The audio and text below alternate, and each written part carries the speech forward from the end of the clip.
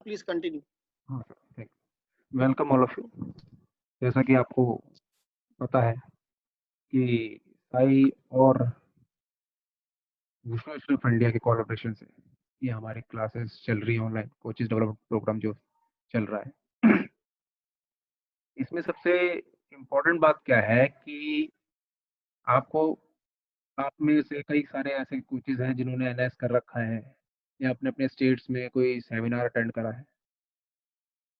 वहाँ पे आपने उस समय जो चीज़ें पढ़ी होंगी एनएस के समय, उस समय उस पर्टिकुलर टाइम के बाद जब आप उसे कोर्स को खत्म करके ग्राउंड पे आए तो बहुत सारे ऐसे फैक्टर्स होते हैं जो उस समय कोच भूल जाते हैं, क्योंकि प्रैक्टिकल एक अलग अनुभव है और थ्योरेटिकल एक अलग अनुभव है। तो अब हम वहीं से शुरुआत करेंगे। ऑलरेडी इतनी वुशु कि 27 अप्रैल से क्लास शुरू हो रखी है ऑनलाइन, और कई सारे हमारे गेस्ट लेक्चर्स हैं जिन्होंने अपने अपने क्लासेस ली हैं और अपना अनुभव आप लोगों के साथ शेयर करा है। इससे पहले कि मैं क्लास स्टार्ट करूं, आज का हमारा जो सब्जेक्ट है वो है प्रिंसिपल ऑफ कोचिंग। अब प्रिंसिपल ऑफ कोचिंग के अपने कुछ पॉइंट्स होते हैं। इससे पहले मैं आपको ये बताना चाहूंगा कि कोचिंग क्या होती है, कि कोचिंग क्या है, व्हाट इज कोचिंग। कोचिंग एक ऐसी एबिलिटी है जिससे हम खिलाड़ी की मैक्सिमम एबिलिटी को यूज करते हैं उसके पर्टिकुलर कंपटीशन में। मैं जरा स्क्रीन शेयर कर दूं एक बार आपको।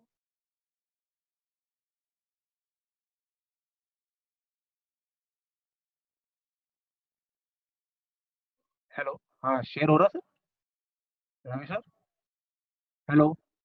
हो रहा है। हाँ, मैं दोबारा शुरू करता हूँ कोचिंग से कि कोचिंग क्या है। बेसिकली कोचिंग एक ऐसी एबिलिटी होती है जिससे हम खिलाड़ी की उसके खेल के दौरान जब हमें किसी की कोई टारगेट अचीव करना होता है, तो ये टारगेट किसके थ्रू होता है, एक टारगेट कोचिंग के थ्रू ही हम अचीव कर सकते हैं। कोचिंग क्या है? कोचिंग वो तरीका है जिसमें it is an art of extracting maximum ability from every player in order to achieve top performance in the competition. इसका मतलब है कोचिंग एक वो योग्यता है जिसके द्वारा हम खिलाड़ी की मैक्सिमम एबिलिटी को यूज करके किसी कंपटीशन में हम खिलाड़ी की टॉप परफॉर्मेंस को अचीव करते हैं। अब बात मान लीजिए आपने कोई स्टेट चैंपियनशिप अपने खिलाड़ी को खिलानी, आप उसे ट्रेनिंग करा रहे हैं, कोचिंग दे रहे हैं, तो आपको इस तरीके से उसे तैयार करना है कि जब वो अपनी फाइनल परफॉर्मेंस दे तो वहां पे वो अपनी मैक्सिमम एबिलिटी को यूज कर सके। इसे कहते हैं कोचिंग। अब इसमें जो सेकंड पैरा में आप देखेंगे, इसमें गॉर्डन जोगो ने एक थोड़ी सी लाइन लिखी है, coaching is a distillation of constructive thinking about the game according to Gordon logic. इसका मतलब यहाँ पे ये है कि कोचिंग जो है एक रचनात्मक पहलू है, क्रिएटिवनेस भी आप इसे कह सकते हैं, जिससे हम गेम के अकॉर्डिंग उसे यूज करते हैं। कोचिंग का मतलब सिर्फ ट्रेनिंग देना ही नहीं होता। कोचिंग का मतलब होता है खिलाड़ी को प्रोत्साहन करना, खिलाड़ी को एजुकेट करना, खिलाड़ी को सही चीज के बारे में जानकारी देना। अब जैसे आप इसे इस तरीके से ले सकते हैं कि हम कोच हैं, लेकिन हमें खिलाड़ी के बारे में प्रॉपर नॉलेज नहीं है। हमें ये नहीं पता कि हमें उसे कब इंक्रेज करना चाहिए। कंपटीशन का सबको पता है कि हमें कंपटीशन आ रहा है तो हमें खिलाड़ी को बूस्ट अप करना चाहिए, लेकिन इसका एक पहलू अलग ये भी है कि जिस दौरान आप कोचिंग देते हैं खिलाड़ी को, उस समय भी आपको खिलाड़ी को प्रोत्साहन करना चाहिए, उसे छोटी छोटी चीजों के बारे में बताना चाहिए, जिससे खिलाड़ी इंकरेज हो और अपने आप को किसी पर्टिकुलर कंपटीशन के लिए तैयार कर। कोचिंग सिर्फ एक कोच और खिलाड़ी दोनों के ऊपर उसकी परफॉर्मेंस डिपेंड करती है। खिलाड़ी और कोच के बीच में कोऑपरेटिव एक्टिविटी होनी बहुत जरूरी है। कोऑपरेटिव एक्टिविटी से मतलब है कि खिलाड़ी को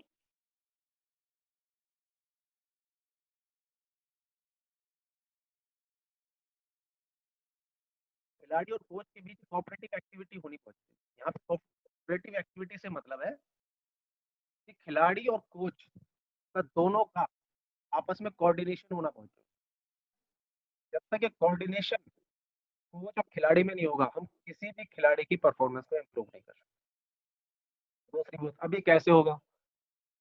आपने कई बार देखा होगा कि कोचिंग के दौरान या तो खिलाड़ी थोड़ा अपने आप को सपोर्ट नहीं करता, इधर उधर आप ट्रेनिंग में कोचिंग के दौरान उसे कुछ चीजें सिखा रहे हैं, वो इंटरेस्ट नहीं लेगा। तो ये चीज आपको कोचिंग के दौरान ध्यान रखनी है कि जब तक कोच और खिलाड़ी के बीच में कोऑपरेटिव एटीट्यूड नहीं बनेगा, तब तक आप खिलाड़ी की परफॉर्मेंस को इनहेंस नहीं कर सकते। अब इसकी छोटी सी एक डेफिनेशन है यहाँ पे। Coaching generally means to help someone prepare for something. In sports, coaching means taking a well-organized provision of athletes to help them develop and improve their performance. It is not only to simply assist to reach their high performance, but it is also helping to solve their private, emotional and social problem. यहाँ पे ये कहना चाहता है कि coaching का मतलब आमतौर पर किसी की तैयारी में मदद करना होता है। Coaching generally means to help someone prepare for something. कि कोचिंग का यहाँ पे मतलब है कि हम किसी खिलाड़ी को किसी टारगेट को अचीव करने के लिए उसकी मदद करते हैं। और स्पोर्ट्स कोचिंग जो है आपकी एक ऐसा वेल ऑर्गेनाइज सिस्टम है जिसकी मदद से हम खिलाड़ी की परफॉर्मेंस को इम्प्रूव कर सकते हैं।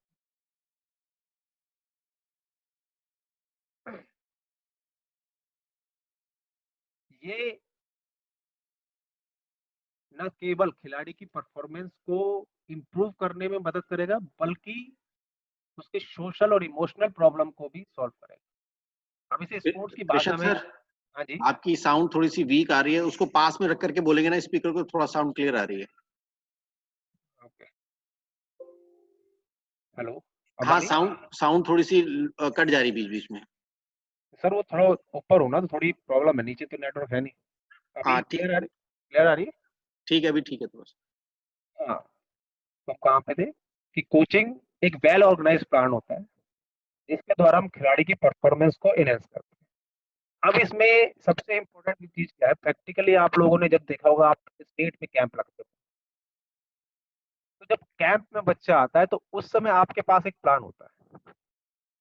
उस प्लान के थ्रू ही आप खिलाड़ी को उसके पर्टिकुलर गेम के बारे में ट्रेनिंग देते हैं। शानदार का खिलाड़ी है तो उसके शानदार का आपने कोई ट्रेनिंग प्लान बनाया होगा कि आपको ये इस तरीके से प्रिपेयर करना है, बच्चे का इस समय कंपटीशन है और इस कंपटीशन के लिए आपको उसे ये ट्रेनिंग देनी। इसी तरह तावलू पे भी डिपेंड करता है कि भाई तावलू है उसका ये पार्ट है, वेपन पार्ट है। तो इस समय आपका जो कोचिंग का तरीका है उसका बेनिफिट आपका ये होगा कि आप बच्चों को, क्योंकि घर से जब बच्चा आपके पास आता है तो उसकी अपनी बहुत सारी दिक्कतें, उस समय उसे सोशल, घर की दिक्कत, ये आपका टाइम है उसे इन चीजों से दूर करने का और उसकी परफॉर्मेंस को अप करने का। तो इसे कोचिंग कहते हैं। कोचिंग के बारे में थोड़ा सा दोबारा में थोड़ा सा रिपीट कर दूं कि कोचिंग क्या है। कोचिंग का मेन एम होता है कि किसी भी खिलाड़ी की परफॉर्मेंस को पर्टिकुलर कंपटीशन में बढ़ाने के लिए उसकी मैक्सिमम एबिलिटी को यूज करने को कोचिंग कहते हैं, जो कोच द्वारा की जाती है। आगे बढ़ते हैं। ये देखिए,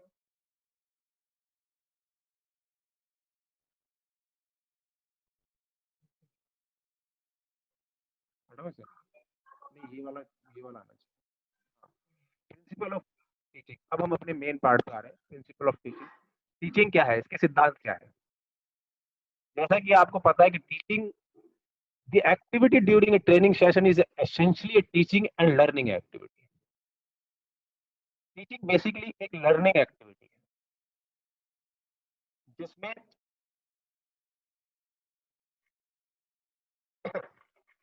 टीचिंग एक लर्निंग एक्टिविटी है जिसमें कोच और खिलाड़ी दोनों का शामिल होना बहुत जरूरी है। ये एक एजुकेशनल प्रोसेस है। एजुकेशनल प्रोसेस से हम मतलब है कि जो कोचिंग आप उसे दे रहे हो, जो चीज आप उसे सिखा रहे हो, उसका उसमें शामिल होना बहुत जरूरी है। It is an educational process which the teacher and the student are mentally physically involve, जिसमें खिलाड़ी और कोच का दोनों का मेंटली और फिजिकली शामिल होना बहुत जरूरी है। इसका मतलब यहाँ पे ये है कि कई बार ऐसा होता है खिलाड़ी कोचिंग लेना चाह रहा है, इंसिस्ट कर रहा है, या हो सकता है उस समय कोच का मन नहीं है, कोच ने कोच ने सिखा तो दिया, मुझे टास्क बताना है कि मुझे एक जंप बतानी, मैंने भाई कि आप इस तरीके से आओ, 4 स्टेप लो, ये लेफ्ट लेग रेज होगा, राइट लेग फुट होगा और आपको जंप मारनी, लेकिन इसमें आप इन्वॉल्व नहीं हो।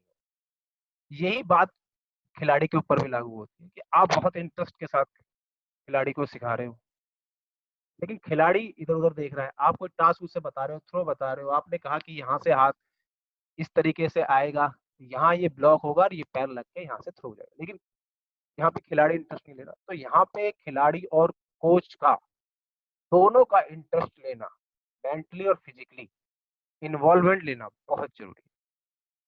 The effectiveness of teaching and learning activities depends on several factors, including planning and organization of a training session.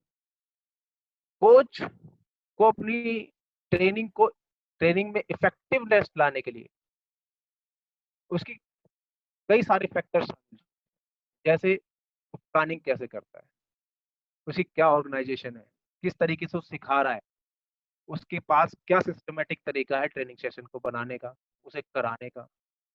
ये सारी चीजें बहुत इंपॉर्टेंट होती हैं किसी भी कोच के लिए। तो आपको इसमें ये ध्यान रखने वाली बात है कि जब भी कोई खिलाड़ी को आप कोचिंग कराओ, तो आपके पास उसका एक टारगेट फिक्स होना चाहिए कि आपको आज उसे पर्टिकुलर डे क्या सिखाना है। इसके लिए जरूरी नहीं कि आपने मेंटली ही आपके दिमाग में सब प्लान है, आप उसे लिख सकते हो कि हाँ, आज मुझे अपने खिलाड़ी को ये टास्क सिखाना है। और इसमें सबसे इम्पोर्टेंट चीज क्या है, ये चीज प्रिंसिपल जो लागू होते हैं बेसिक, आप जब ट्रेनिंग कराते हैं तब इसकी बहुत ज्यादा इंपॉर्टेंस होती है, क्योंकि जैसे जैसे खिलाड़ी आगे बढ़ता रहता है तो बहुत सारी चीजों को ग्रैब कर लेता है, तो आप बेसिक चीज को धीरे धीरे पीछे की तरफ जाने देते हो। तो कोशिश करनी चाहिए जब बच्चा इनिशियल स्टेज पे होता है उस समय आप इन सारी चीजों को ध्यान में रखो।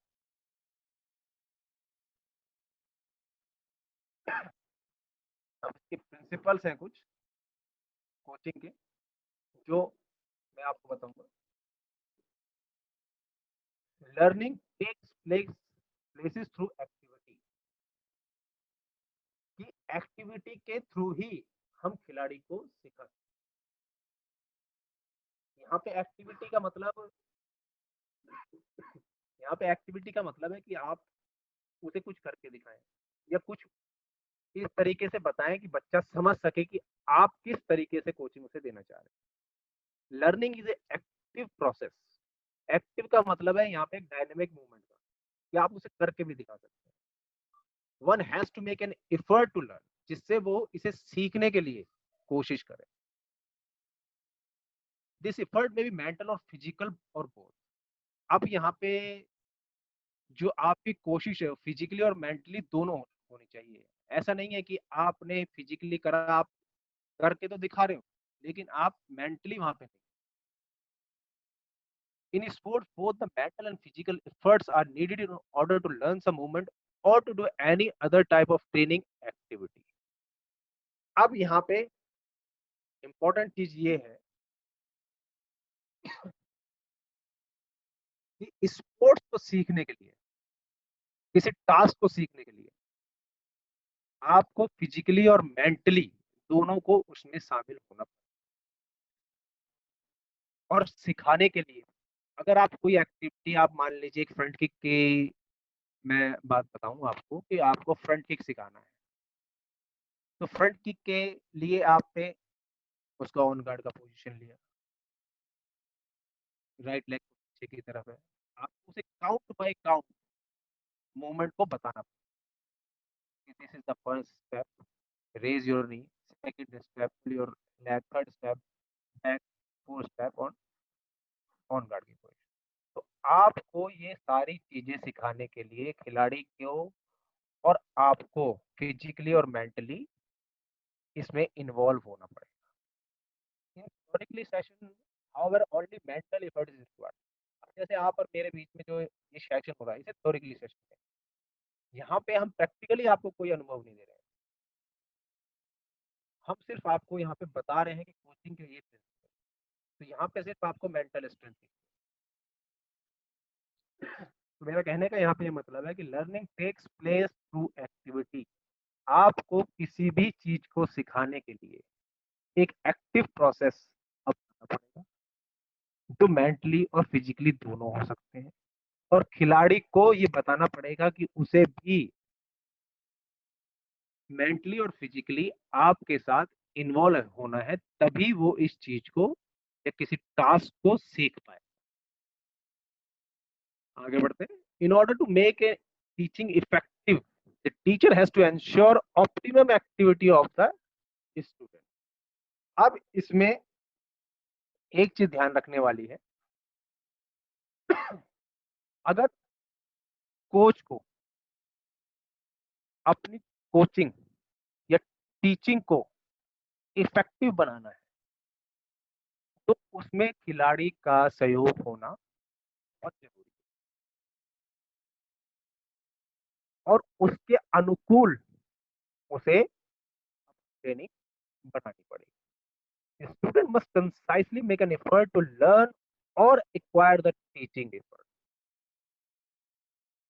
खिलाड़ी को उसके हिसाब से अपनी टीचिंग स्टफ को, ट्रेनिंग प्लान को बनाना।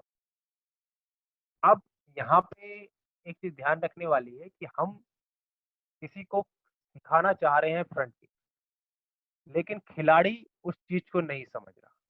हम बना के लाए हैं अपना प्लान कि भाई आज हमें फ्रंट किक या वट एवर स्ट्रेट पंच या कोई तावलों की मूवमेंट करनी है, हम उसे कर रहे हैं, लेकिन यहाँ पे खिलाड़ी उस चीज में इंटरेस्ट नहीं ले रहा। क्यों? क्योंकि हमने वो प्लान को उसके अनुकूल, अनुकूल पे यहाँ पे मतलब है उसके हिसाब से, उसके हिसाब से, उसके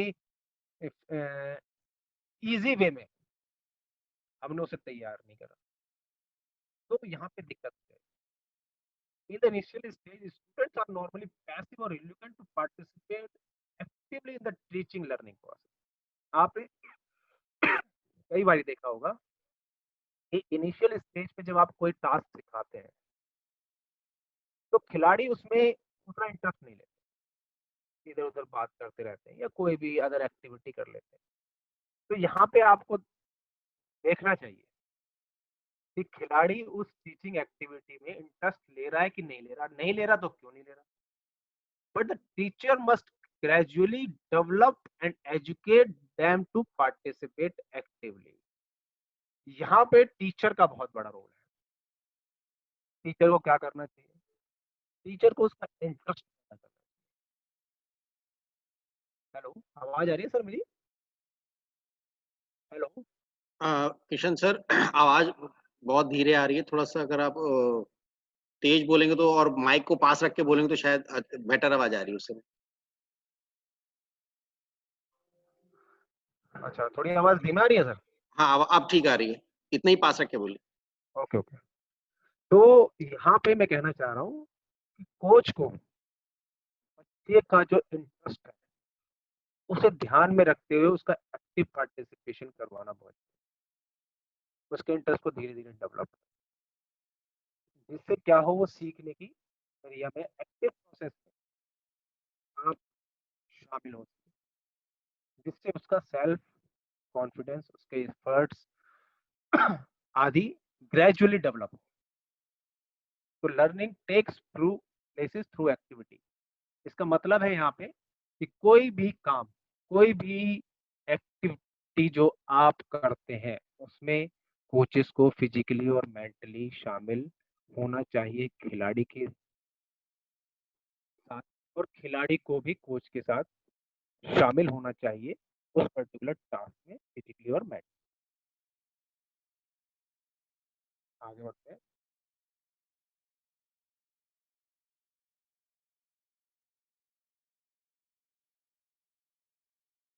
इसके कुछ पॉइंट्स हैं कि टीचर को क्या करना चाहिए और खिलाड़ी को क्या करना चाहिए। Teacher should Orient the student about the importance and relevance of the task to be tackled.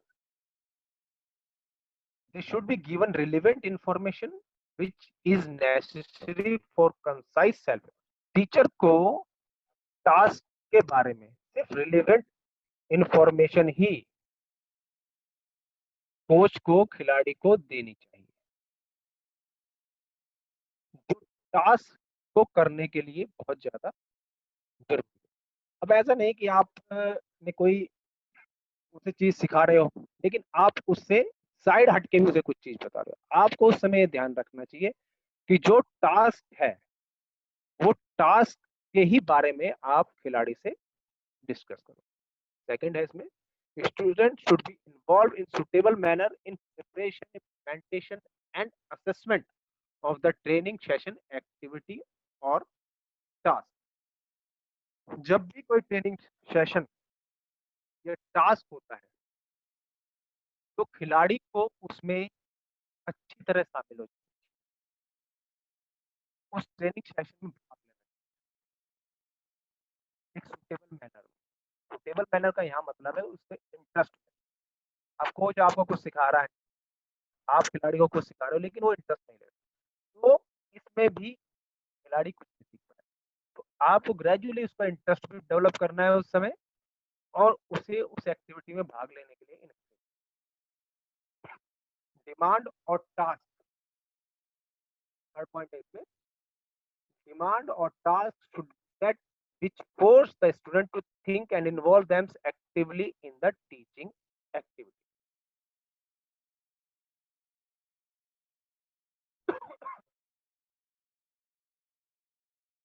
इसमें क्या कहना चाह रहे हैं यहाँ पे, डिमांड और task should be set which force the student to think and involve themselves actively.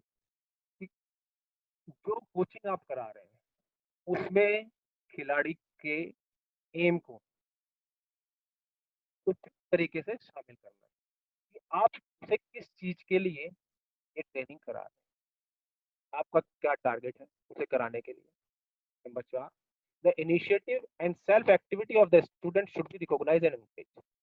Coach को यहाँ पे ध्यान रखने वाली बात यह है कि अगर कोई खिलाड़ी कुछ ऐसी एक्टिविटी करता है जो प्रोत्साहन के काबिल है तो उसे रिकॉग्नाइज करना चाहिए। यहाँ पे मतलब यहाँ पे ये है इसका कि कोई टास्क आप उसे सिखा रहे हो और बहुत जल्दी वो सीख जाता है, जैसा आप उसे सिखाना चाहते हो, तो यहाँ पे कोच को उस खिलाड़ी को इंकरेज करना चाहिए, उसे रिकॉग्नाइज करना चाहिए, प्रोत्साहन करना चाहिए कि हाँ भाई आपने टास्क करा बहुत अच्छा। इससे क्या है, उसकी एबिलिटी बढ़ती है। Teaching activity should be carried out in a systematic and interesting manner so that all students can participate freely without any inhibition or fear.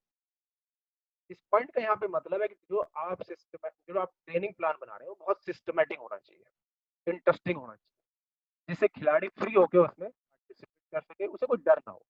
अब आपने ट्रेनिंग प्लान बना दिया लेकिन खिलाड़ी को वो समझ नहीं आया, जो आप कराना चाह रहे हैं वो खिलाड़ी उसमें इंटरेस्ट नहीं ले रहा, क्यों, उसे समझ ही नहीं आ रहा कि आप किस तरीके से अपनी टास्क को बताना चाह रहे हैं। तो यहाँ पे ये ध्यान रखें सिस्टमेटिक तरीके से और बहुत सरल तरीके से उस प्लान को बनाए और खिलाड़ियों को लास्ट में during a training session long pause of period in which student remain physically passive should be avoided. Lecture or long explanation or demonstration must be cut short. यहाँ पे हम ये कहना चाह रहे हैं कि जो ट्रेनिंग प्लान है वो बहुत लंबे नहीं होने, छोटे छोटे हों, उसे पॉज ना हो ज्यादा।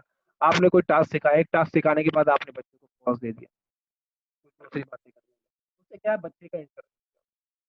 आप एक टास्क को कंप्लीट तरीके से सिखाएं, उसके बाद उसके बारे में बताएं खिलाड़ी को कि ये टास्क इस तरीके से है, इसका ये यूज है। इसके लिए आप डेमो और लेक्चर ऐसे दें कम समय में, शॉर्ट लेक्चर आपको देने चाहिए। आपने टास्क बताया, टास्क की टेक्निक बता दी, ऐसा ना हो कि वो बहुत लंबा चला जाए, जिससे क्या है खिलाड़ी को बोरियत महसूस हो। नेक्स्ट चलते हैं,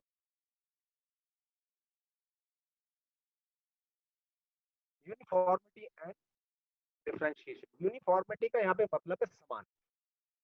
जब खिलाड़ियों को किस समान तरीके से एक तरीके से एक रूपता में बांध के उन्हें ट्रेनिंग दे सकते हैं। A teacher should plan goals, uniform goals means a method to be used during a training session। खिलाड़ी को चाहिए एक ऐसा प्लान तैयार करे जो सबके लिए समान। The aim should be to teach the same thing to all the students to a uniform।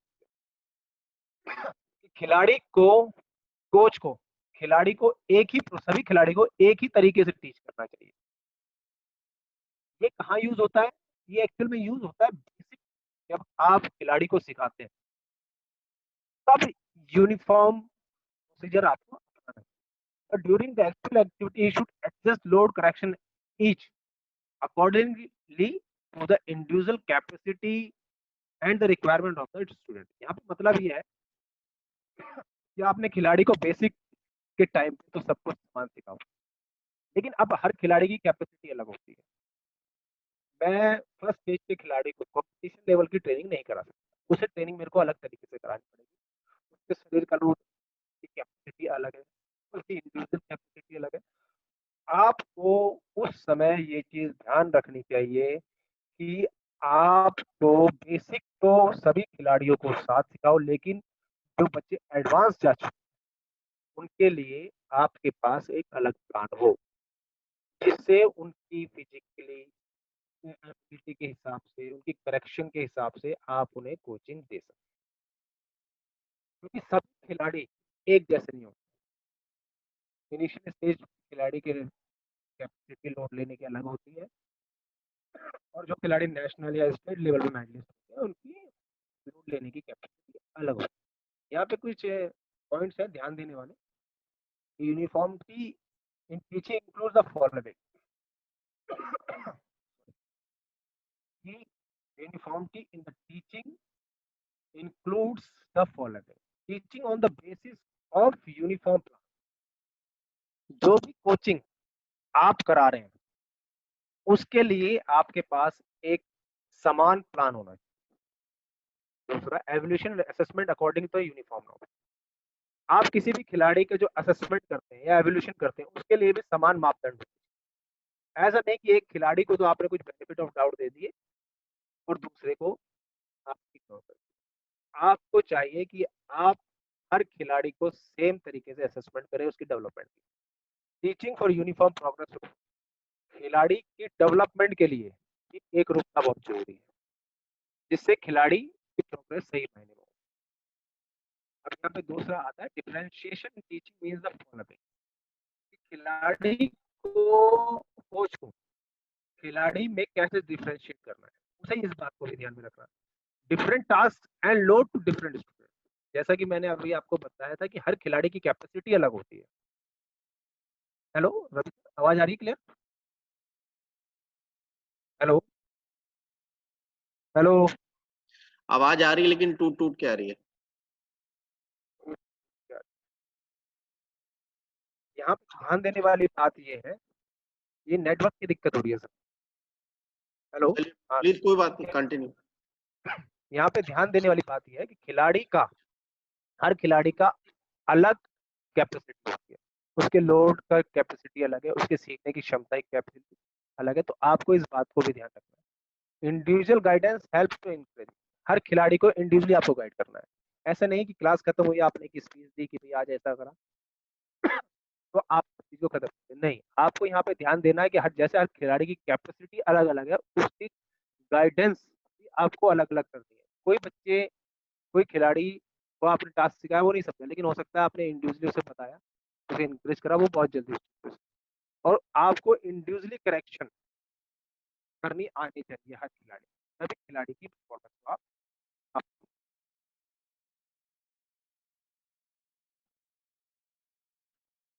Next point है यहाँ पे, प्लांट एंड सिस्टमैटिक टीचिंग, ये इम्पोर्टेंट वो है, plant and systematic teaching. Teaching and learning process should plant. For this purpose, in a sports training session, plant must be. यहाँ पे हम कहना चाह रहे हैं कि टीचिंग जो तरीका है कोचिंग का, खासकर एक प्लांट में, अगर आपके पास प्लान नहीं है तो आप अच्छे खिलाड़ी तैयार नहीं कर सकते। इसके लिए आपके पास एक चार्ट, आपको पता होना चाहिए कि हर खिलाड़ी की योग्यता के हिसाब से आपने क्या तैयारी करी। अब ऐसा तो नहीं है कि एडवांस ट्रेनिंग में आप जो खिलाड़ी एडवांस स्टेज पे चले गए हैं आप उन्हें की कराते रहेंगे। आपके पास जब तक एडवांस प्लानिंग नहीं होगा उस खिलाड़ी के लिए, तो उस खिलाड़ी से आप परफॉर्मेंस नहीं कर सकते। These plans ensure that all important factors get consideration for the teaching activity. ये प्लान इस बात को प्रूफ करेंगे कि उस एक्टिविटी में उस खिलाड़ी के लिए क्या इंपॉर्टेंट है। Besides, it also enable the teacher to make maximum utilization of the available time and resources. इसके अलावा खिलाड़ी को या कोच को समय का उपयोग करना आना चाहिए। आपने कई बार एनएस में देखा होगा, एक टीचिंग प्लान आपको लास्ट में एग्जाम के टाइम पे बनाया जाता है। उसका मकसद क्या होता है? उसका मकसद ये होता है कि आप पर्टिकुलर टाइम में किसी टास्क को कंप्लीट कराएं। कई बार कोचेज आपको 45 मिनट का 30 मिनट का एक टास्क देते हैं, उस टास्क में सारी चीजें शामिल होती है। तो यहाँ पे कोच को ये बात ध्यान रखनी चाहिए कि कम समय में मैक्सिमम टास्क को कंप्लीट करा जाए। इस तरीके से समय को यूटिलाइज करा जाए कि आप अपनी सारी बात खिलाड़ी को समझा सकें। The training session plan also serve a training document which can be later used the training and performance analysis. यहाँ पे ये मतलब है आप जो भी ट्रेनिंग प्लान बना रहे हैं उससे आपने खिलाड़ी को क्या सिखाया, इस बात को आप सेल्फ एनालाइज भी कर सकते हैं कि खिलाड़ी क्या वो सारी चीजें सीखा है जो आप उसे सिखाना चाहते हैं, जो आपने ट्रेनिंग प्लान बनाया है। अब यहाँ पे आगे बढ़ते हैं। Systematic teaching means arrangement and sequence of teaching steps.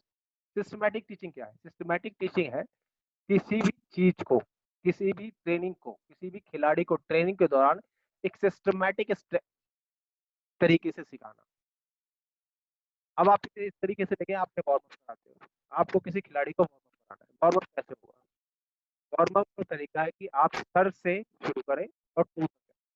लेकिन कई बार आपने ध्यान दिया होगा, कई खिलाड़ी या सीनियर खिलाड़ी या कुछ कोचेज पहले हेड रोटेशन करा देंगे, फिर नेक रोटेशन करा देंगे, फिर उन्हें लगेगा अरे लेग छूट गया तो लेग की। तो आपको ये चीजें ध्यान रखनी है कि जब आप किसी को कोचिंग कराएं तो इन सिस्टमैटिक मैनर में आप उसे कोचिंग कराएं। वार्म अप करा रहे हैं तो भी उसका एक सिस्टम होता है कि आपको head to toe warm up कराना है। The system adopted for teaching depend mainly on the goal and the scientific establishment means and method for achieving those. जो भी आप ट्रेनिंग बना रहे हैं वो सिस्टमैटिक होना चाहिए, साइंटिफिक होना चाहिए, जिससे आप पर्टिकुलर जो गोल अचीव करना चाहते हैं वो आप अचीव कर पाए। अब आपको नेशनल मेडल मारना है, लेकिन आपको ये नहीं पता कि स्ट्रेंथ कैसे बढ़ेगी, आप कैसे नेशनल मेडल। तो जो भी साइंटिफिक तरीके आप अपनाएं वो आपके हिसाब से सिस्टमैटिक होने चाहिए। उसका एक एक्सरसाइज खत्म करके जब आप दूसरी एक्सरसाइज में जाते हैं तो उससे को रिलेटेड होने चाहिए। इसमें एज फैक्टर, आपकी क्या क्या आपके पास सुविधा है, साइज, ये सारी चीज मैटर करती है कि आप किस एज में कर रहे हैं। छोटे बच्चे हैं तो जल्दी एक्सेप्ट कर लेते हैं किसी भी चीज को। इस तरीके से कोचिंग को आपको करना चाहिए। It is important to realise that planning of teaching activity is to be based on the system to be adopted. कोई भी सिस्टम जो आप अडॉप्ट करोगे वो प्लानिंग के, अगर प्लानिंग नहीं है तो सिस्टम नहीं। तो इसलिए हमेशा ध्यान रखने वाला पॉइंट है कि प्लान एंड सिस्टमैटिक। जब भी आप कोचिंग दो तो प्लान होनी चाहिए। कोई भी टास्क आप सिखा रहे हो तो प्लान होना चाहिए, चाहे वो कागज में हो आपको मेंटरी दिमाग में। नेक्स्ट,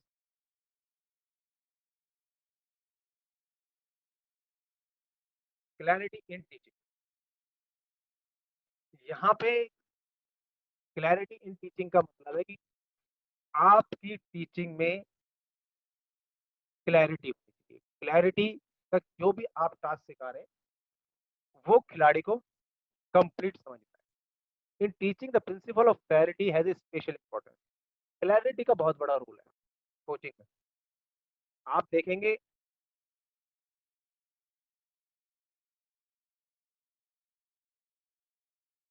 एक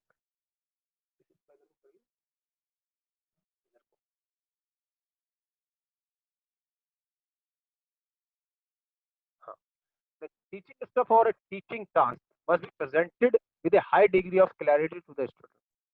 यहाँ पे जो भी टास्क आप सिखा रहे हैं वो बहुत क्लीन होना चाहिए, साफ। साफ मतलब आप कोई टास्क उससे बता रहे हैं तो आपकी हर मूवमेंट खिलाड़ी को समझ आनी चाहिए। The ability to clearly understand the aim of teaching and the teaching task demand is a primary prerequisite for student। इसमें इंपॉर्टेंट चीज क्या है, टीचिंग का मेन एम क्या है, खिलाड़ी जो भी टास्क आप उसे समझा रहे हैं उसे समझ में आए। यही टीचिंग की पहली शर्त। आप उसे कुछ सिखा रहे हैं और उसे समझ में नहीं आए, आपने कोई किक मारनी उसे बताई लेकिन वो ये नहीं समझ पाया कि किक किस तरीके से उठेगी, किस डिग्री पे उठेगी, किस डिग्री पे उसे हिट करना है, कहाँ पे उस किक को मारना है, तो उसे सिखाने ना सिखाने का कोई फायदा नहीं। आपको कोचिंग के दौरान ये ध्यान रखना है कि खिलाड़ी को आपकी बताए गए सारे टास्क क्लीन दिखने चाहिए, इसमें उसे कोई हेजिटेशन ना हो। कंफ्यूजन और indicate understanding not only hinders student activity but also give rise to incorrect and ineffective learning activity। यहाँ पे वही मतलब है कि अगर आपने अपना टास्क खिलाड़ी को ढंग से नहीं समझाया तो खिलाड़ी के मन में संशय पैदा हो जाएगा, उसे इनकरेक्ट लगेगा, वो ढंग से सीख नहीं पाएगा और उसका इफेक्टिवनेस अनइफेक्टिवनेस शुरू हो जाएगा, वो इंटरेस्ट नहीं लेगा। इन स्पोर्ट टीचर और the coach have several possibility to implementation. यहाँ पे कोच और खिलाड़ी को दोनों को इन प्रिंसिपल को ध्यान में रखने की जरूरत है। He can use demonstration and explanation for this purpose. वो डेमो और एक्सप्लेन करके बता सकता है। इन एडिशन he should make proper and effective use of audio visual backgrounds, blackboards, pictures, diagrams, video each। अब आपको एक कोचिंग इफेक्टिव करनी है, आपको खिलाड़ी को सिखाना है, तो उसे खिलाड़ी को सिखाने के लिए आपको कई बार क्या होता है, ब्लैक बोर्ड आप यूज कर सकते हैं, वीडियोस आप यूज कर सकते हैं कि भाई ये टेक्निक है जो मैं आपको बता रहा हूँ और इस तरीके से इसे करना है। तो इससे भी बच्चों को एक टेक्निक के बारे में जानने में इंटरेस्ट पैदा होता है कि हाँ सर हमसे ये कहना चाहते हैं और इस तरीके से ये यूज करनी। This should be frequently as possible. और आपको एक चीजें लगातार दोहरानी चाहिए अपनी ट्रेनिंग के दौरान। Experience has shown that use of language is the most effective means of presenting a task clearly to the. सबसे इंपॉर्टेंट चीज क्या है कि आप अपनी बात को खिलाड़ी को ढंग से समझ, और वो कैसे होगा, वो आपके बात करने से। लैंग्वेज जिसे कहते हैं भाषा, भाषा इस तरीके से होनी चाहिए कि वो समझ सके, सरल होनी चाहिए। Teacher should therefore be very careful of his language। It should consist of simple and known words and concepts। यहाँ पे खिलाड़ी को, कोच को अपनी भाषा को कंट्रोल करने की जरूरत है। उसकी भाषा बहुत सरल होनी चाहिए, बहुत अच्छी होनी चाहिए, जिससे वह खिलाड़ी को अपने कंसेप्ट के बारे में बता सके। लंबे भाषण या कोई कॉम्प्लेक्स शब्दों को यूज करने से बचते। इसमें वो एग्जांपल्स को यूज कर सकता है, but this should be done correctly, otherwise it can lead to formation of wrong ideas. यहाँ पे आप ध्यान देने वाली बात है कि अगर आप कोई एग्जाम्पल दो तो वो उस टास्क से रिलेटेड होना चाहिए, उससे अलग नहीं होना चाहिए। अगर वो टास्क उसके अलग चला जाएगा तो आपका टास्क खराब हो जाएगा। जो आप बताना चाहते हो, अगर एग्जाम्पल आप कोई दूसरा दे रहे हो तो आप उसे उस टास्क से अलग कर रहे हो। It is advisable to use understand words, para, sentence, which the student during the course of teaching can associate a definite idea, concept or such. यहाँ पे जो भी टास्क आप उसे सिखा रहे हो, जो भी वर्ड आप यूज कर रहे हो, वो उसकी टीचिंग प्रोसेस से एसोसिएट होना चाहिए, आपकी कोचिंग से एसोसिएट होना चाहिए। आप सिखा फ्रंट किक रहे हो लेकिन राउंडर्स के बारे में आप बात कर रहे हो, तो ये गलत है। आप फ्रंट किक सिखा रहे हो तो फ्रंट किक का ही आप एग्जांपल दोगे, स्ट्रेट पंच का सिखा रहे हो तो स्ट्रेट पंच का ही एग्जांपल दोगे, इससे अलग आपको जाने की जरूरत नहीं है। In technique, training is not enough to present a visual aspect. Technique movement must be supplemented by the dynamic aspect. अब यहाँ पे जो टेक्निक ट्रेनिंग है,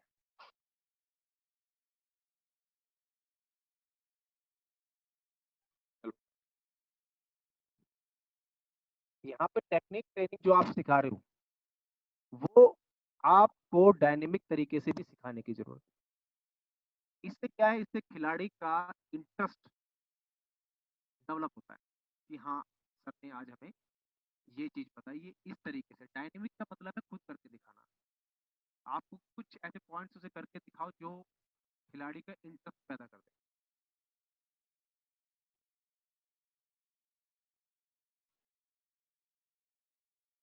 पांचवा पॉइंट है यहाँ पे unity of education and performance development. Unity of education and performance development, यहाँ पे मैं ये कहना चाहता हूँ कि एजुकेशन जो है, एजुकेशन से हम अपनी परफॉर्मेंस को डेवलप करते हैं। In sports it is offer overlook that training is education process. कई बार आपने देखा होगा कि ट्रेनिंग को एजुकेशन नहीं समझा जाता, खेल को एजुकेशन नहीं समझा जाता, जबकि ये एक बहुत बड़ा education process. This result is that remaining plans are carried out for the improvement of sports. इसका रिजल्ट ये आता है कि हम अपनी परफॉर्मेंस को बढ़ाने के लिए ट्रेनिंग प्लान बनाते हैं।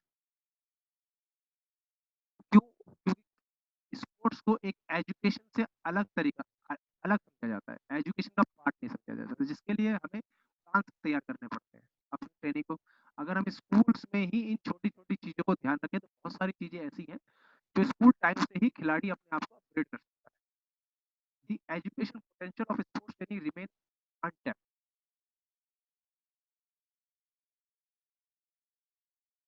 स्पोर्ट्स एजुकेशन को, किशन सर साउंड नहीं आ रही, बिल्कुल भी आवाज नहीं आ रही है। हेलो, आवाज नहीं आ रही। हो सकता है ये आपने जो तार यूज कर रहे हैं ईयरफोन, वो सही ना हो, सही तरह से कनेक्ट ना हो। या एक बार उसको हटा करके यूज करके देखिए, ईयरफोन हटा दीजिए, सिंपल बोलिए ऐसे। आवाज आ रही है सर? हाँ अब आ रही है। आ रही है तो बिना इसके ही बोल देते हैं। उसमें उसकी स्पीकर की साउंड बढ़ा लीजिए अपने लैपटॉप की। हाँ, तो आवाज कितनी देर से नहीं आ रही सर? बीच बीच में आती, बीच में कट जाती, अभी बिल्कुल नहीं आ रही थी। ये सर नेटवर्क की वजह से गड़बड़ हो रही है। ये थोड़ा ऊपर बैठे हैं, नीचे नेटवर्क आ रहा है। अब आवाज आ रही है सर? हाँ बेटर है पहले से। ओके, तो बिना ईयरफोन के बात कर लेते हैं, आगे बढ़ते हैं। This is not a correct sports training और sports it is not audible. Not audible. देखिए एक बार सर।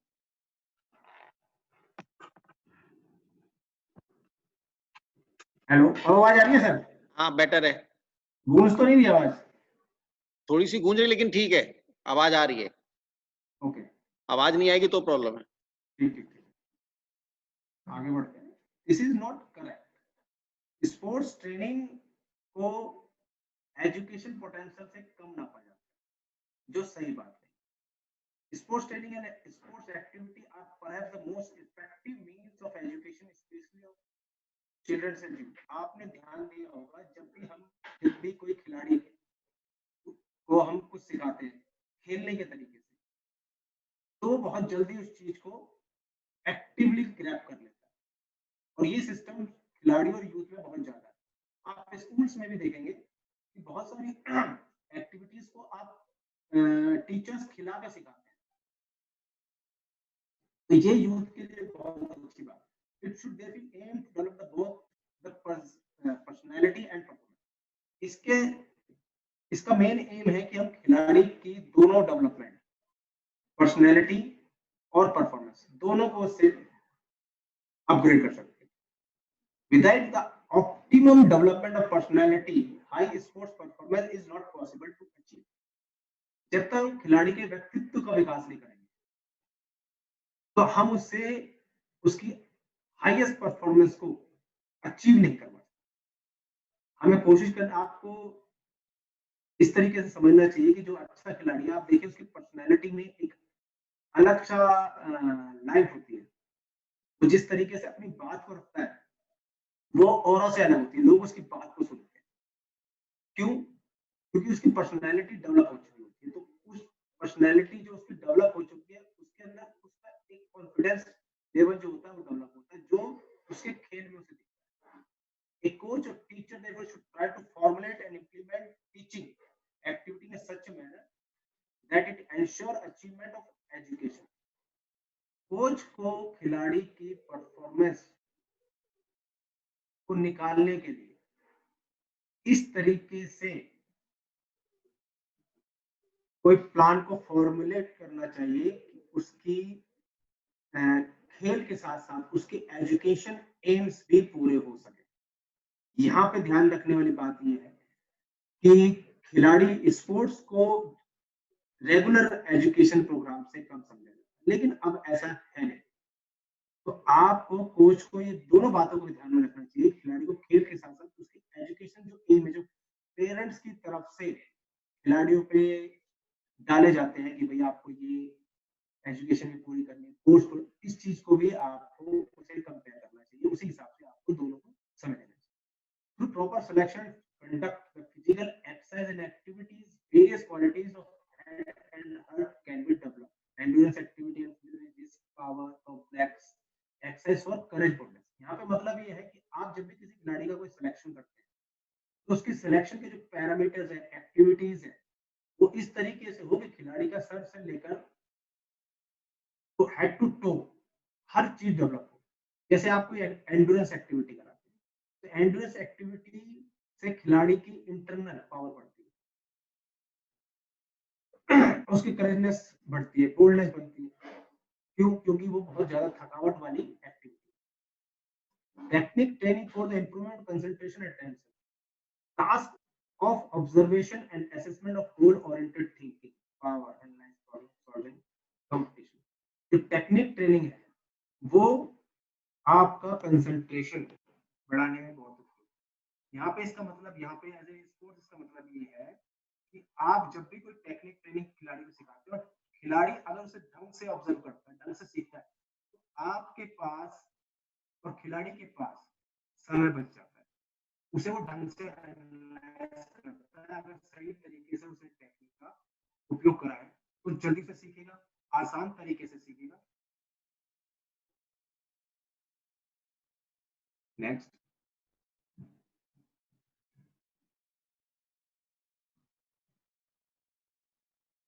आगे बढ़ते हैं।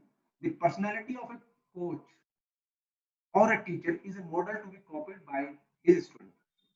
यहाँ पे बड़ी इंपॉर्टेंट बात है कि एक खिलाड़ी कोच को खिलाड़ी अपने मॉडल के रूप में एक्सेप्ट करता है। ये सीखने का बहुत एजुकेशन या कोचिंग सीखने का बहुत इंपॉर्टेंट है। A coach should therefore try to project an image of himself which is worth emulating. एक कोच को ऐसी इमेज खिलाड़ी के सामने तैयार करनी चाहिए जिससे वो अपने आप को अनुकरण कर सके। यहाँ पे मैं अभी आपको 2-3 एग्जांपल दूंगा हमारी विश्व के ऐसे 3-4 कोचेस हैं जिसका लगभग सभी लोग उनके अनुकरण करते हैं, उनका जैसा बनने की कोशिश करते हैं। The teacher should also make full use of discussion, lectures to impart knowledge about training and other important. यहाँ पे टीचर को खेल के अलावा दूसरे एस्पेक्ट्स को भी ध्यान में रखना चाहिए, उसके बारे में भी उसे नॉलेज होनी चाहिए, लाइफ के बारे में उसे नॉलेज होनी चाहिए, खेल के अलावा कुछ ऐसी जनरल चीजों के बारे में उसे नॉलेज होनी चाहिए जिससे वो खिलाड़ी को लेक्चर बता सके उनके बारे में, डिस्कशन करना चाहिए उसे सोशल प्रॉब्लम्स पे, जिससे खिलाड़ी को अपनी परफॉर्मेंस को इनहेंस करने में कोई बाधा ना आए, उसके लिए इंपॉर्टेंट होती है। Setting of norms of behaviour during teaching session is an important means of formation of positive. खिलाड़ी को कोच को खिलाड़ी के सामने पॉजिटिव हैबिट्स, पॉजिटिव बातें रखनी चाहिए, उनका बिहेवियर पॉजिटिव होना चाहिए, जिससे वो खिलाड़ी उस कोच के टीचिंग मैनर को आसानी से एब्सॉर्ब कर सके। These norms should be enforced through a proper implemented policy of reward. अब यहाँ पे इंपॉर्टेंट चीज ये है कि कोच को इस तरीके का व्यवहार करना चाहिए कि अगर खिलाड़ी कोई अच्छा बिहेव करे या अच्छा तरीका अपनाए तो उसे रिवॉर्ड भी देना चाहिए, प्रोत्साहित करना चाहिए। रिवॉर्ड कैसा भी हो सकता है, बाय फाइनेंशियली, बाय कोई गिफ्ट या इनकरेजमेंट ऑफ वर्ड्स। और दूसरी तरफ अगर उसकी बात उसे अच्छी ना लगे तो उसे पनिश भी करना चाहिए। यहाँ पे पर्सनैलिटी ऑफ कोच में मैं एक एग्जांपल देना चाह रहा था आपको कि कोच कैसे होने चाहिए, कोच का एवोल्यूशन क्या है। हमारे पास 3 से 4 कोच ऐसे हैं जिनका मैं नाम लेके आपको बताना चाहूंगा कि खिलाड़ी जो है इन्हें अपने रोल मॉडल मानते हैं। इसमें एक आपके एनएस पटियाला में है रवि प्रकाश त्रिपाठी, आपने उनके खिलाड़ी को देखा होगा, उन्होंने एशियन गेम्स से खिलाड़ी निकाले, चिराग, एक शमशेर बहादुर।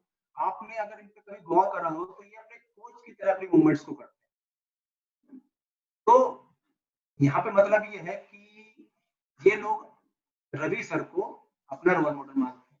विवेक समानिया उनके खिलाड़ी हैं, नरेंद्र अग्रवाल, नरेश, ये खुद एशियन गेम्स खेलने मेडलिस्ट है, तो उनका बिहेव वो चेंज करते हैं अपने बिहेव को विवेक की तरह। राजेश टेलर जो खुद अभी करंट में कोच है, उनका नाम नहीं पता, खिलाड़ी का नाम पता है, आपने कई बार उसे देखा होगा किस पोलाइटली तरीके से वो अपनी बात को सबके सामने रखता है। तो ये राजेश सर की खासियत है। हंडू जी है, वो खुद अच्छे खिलाड़ी रहे हैं। तो ये सारी चीज खिलाड़ी देखता है अपने कोच के अंदर कि मेरा कोच कैसा है, उसकी पर्सनैलिटी कैसी, क्या उसकी पर्सनैलिटी को मैं अडॉप्ट कर सकता हूँ कि नहीं। आगे बढ़ते हैं।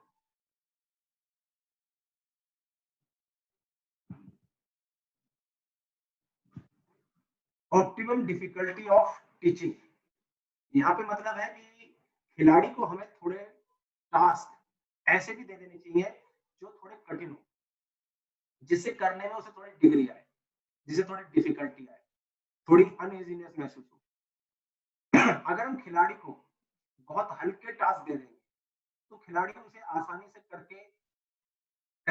से करने का उसका इंटरेस्ट पैदा नहीं होगा। तो इसलिए हमें खिलाड़ी को इस तरीके के टास्क देने चाहिए कि जिससे वो उसे करने में थोड़ी परेशानी पैदा हो, उसे इंटरेस्ट बना है कि हमें कोच ने कोई टास्क दिया है और वो इस तरीके से उसे थोड़ा अनकंफर्ट भी महसूस होना चाहिए कि नहीं ये आसान नहीं है।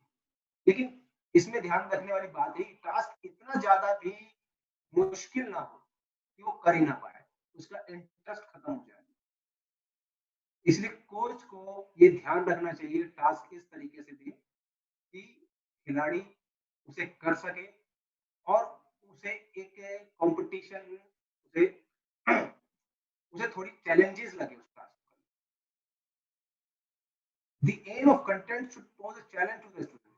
वो टास्क जो है वो खिलाड़ी के लिए चैलेंज होना चाहिए, but at the same time student should be able to tackle these by putting the best. जैसा कि मैं आपको बता रहा था कि सेम समय में टास्क इस तरीके से भी हो कि खिलाड़ी उस टास्क को करने के लिए अपने बेस्ट एफर्ट्स को यूज करे, जो उसकी रीच में उन्हें वो कर सके। इस तरीके के टास्क खिलाड़ी को दिए जाने चाहिए। वो स्किल डेवलपमेंट। अगर इसके कठिन टास्क हम दे देंगे तो वो उसकी इंटरेस्ट के लिए, डेवलपमेंट के लिए। कृष्ण सर, टाइम स्लॉट खत्म हो रहा है हमारा, तो बस ये 5 मिनट। Okay okay. 2 पॉइंट नहीं, इसमें एक पॉइंट है हार्मोनी विद द सब्जेक्ट। यहाँ पे हार्मोनी का मतलब है कि हमें सबको साथ लेकर एरिया का जो सब्जेक्ट है हमारा, उसमें सारी चीजों को शामिल करना। The student learn certain things during sports training. खिलाड़ी ट्रेनिंग के दौरान और भी बहुत सारी चीजें सीखता है। But the same student is also learning other things from the other teacher और अदर एरिया। और यहाँ पे इम्पोर्टेंट है, आप देखिएगा कि कई बार क्या होता है, एक खिलाड़ी 2 कोचों के पास जाता है। मैं जो आपको एक कोच आपको कुछ और सिखा रहा है, दूसरा कोच आपको कुछ और सिखा रहा है। तो आपको ये ध्यान रखने वाली बात है कि जो भी कोचिंग में आप सिखाएं, कोशिश यही करनी चाहिए कि जो आप सिखा रहे हैं वो सेम, चाहे कोच एक हो या कोच 2 हो। यहाँ पे for the best efforts there should be harmony between what is acquiring in sports and what is the learning in other subject of. खिलाड़ी को खेल के अलावा दूसरे सब्जेक्ट्स पे भी ध्यान समान हो, जहां भी हमने सीखा है वो तरीका सही हो, जिससे कोच के खिलाड़ी के मन में कोई भी ऐसी डिस्क्रिपेंसी या संशय पैदा ना हो कि ये वाले सर ने ये चीज सिखाई है और फलाने सर ने। आपने कई बार देखा होगा कि कैंप्स में जाके बच्चे अपने आप को चेंज करते हैं। उसका कारण यही है कि जो वो सीख के आ रहे हैं कैंप्स में उसे बदल दिया जाता है। तो यहाँ पे कोचेस को ध्यान रखना चाहिए कि आपको खिलाड़ी को सही टेक्निक्स ही सिखानी चाहिए। The possibilities are better in school and college, where the school or college can make an effort to evolve uniform rule strategy and educating the children. आपने स्कूल्स में देखा होगा कि 10 बच्चे 20 बच्चे क्लास में बैठे, उन्हें एक ही तरीके से समझाते हैं स्कूल और कॉलेज। तो ये जो तरीका है, ये कोशिश करनी चाहिए कोचों को भी अप्लाई करें। कोच जो भी है उन्हें सभी खिलाड़ियों को सेम तरीके से सिखाना से मतलब